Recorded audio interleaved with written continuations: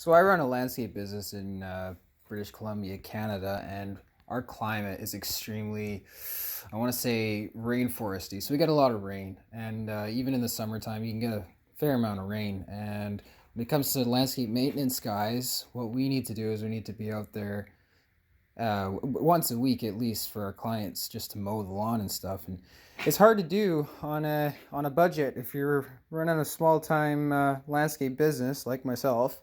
It's not exactly easy to go out and spend 20 grand on a nice walker mower that's a single kind of stage and shoots right into the back super easily like that. So what we're stuck with is machines like these for $5,000. This is what I picked up. I think it was retailed at $6,500, but I picked it up.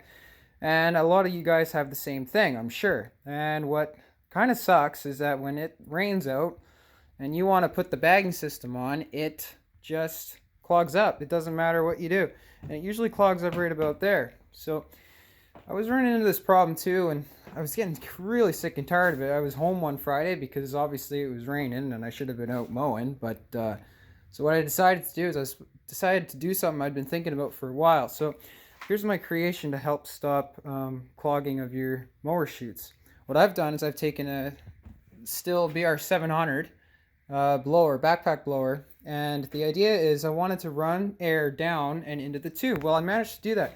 I got some downspout, I guess I forget what they call it, but it's extendable pipe of sorts, and I found a downspout connection right here. This is my downspout connection, and it hooks up, I believe, like right here. So here's the collar, and then the piece of Big O kind of stuff goes inside, and that slips on, and it locks in place. So that was easy to do. So I put that on there. This is a downspout connection adapter, if I didn't mention that already. So at the end of this, it's actually rectangular, which is kind of nice for what I needed to do. So what I did was I chopped a hole with I think it was a Sawzall. I chopped a rectangular hole in my chute, in the actual chute that I bought, and I fit it inside, and I did some cutting. So I had to cut the fitting kind of like this in order to make it work and stop grass from building up, say right here, because if it was sticking out here like this, for instance, you're gonna get grass stuck in this area. So I cut it like this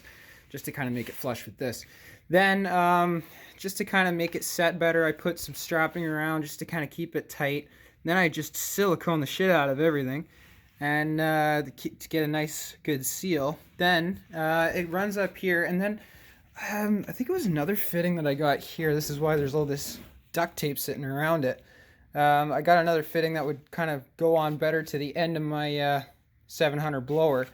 And what I did was I actually just put this on. I was using this tiny little piece of wire, but I just put this nail in, and it just goes right through, and there's the bottom of it right there, and that just keeps it on. And actually it seals pretty well. There's a little bit of air that comes out of there, but that's my own fault. I should have put more duct tape on or something. And yeah, it doesn't look super professional, but it works. I put a bunch of zap straps down here just to try and keep it still while it was still set, and I basically used the machine as soon as I had done it. I didn't even wait for this stuff the silicone to dry. So I don't have any idea of what kind of silicone I use. Just figure something out that's waterproof, because when I did it, the whole thing was wet and I didn't feel like drying it out with a hairdryer, so kind of did it the Red Deck way. So what happens is I take my blower and I strap it onto the back here, and my mower has this cool little feature, the My Ride system, and it's got these wings that come out. So what happens is you can set your ride. Well, I just put on number 1 because my butt is soft. So I keep those shocks in, and then you got these wings to use. So I just put the handles over here, and on your blower you can tighten them up, right? So now it's getting tight. It's not going anywhere. There's no strap on the back. I felt like I didn't need to do that. And that's just how it sits on the other side too. You start the blower up, you give it some throttle. You've got like a sort of quote-unquote cruise control on the handle itself. Just turn that up a little ways, keep it blowing. I wouldn't suggest blowing at full speed. Not only are you going to make a lot of noise for your client, but it's just kind of unnecessary. All it needs is that extra push, right? The volume of air that comes out of the deck is quite a bit.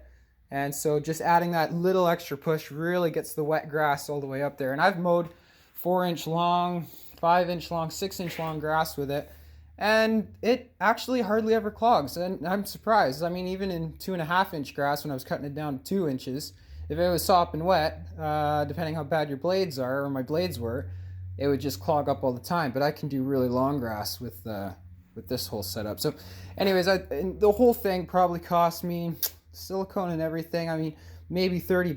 For $30, you can actually make yourself a blower that a bagging mower that actually works super well, and it's really handy. I did it back in July, I think, and I can count on two hands the amount of clog ups I've had, and the ones that I did have, I was being stupid, and I should have just double cut it, but yeah. So if you wanted to do something on a budget, and a lot of you guys are budgets, just kind of keep this in consideration and see what you can come up with. Let me know in the comments what you come up with, and put a link to your own video on. I'd love to see what mods you guys have done. Take care.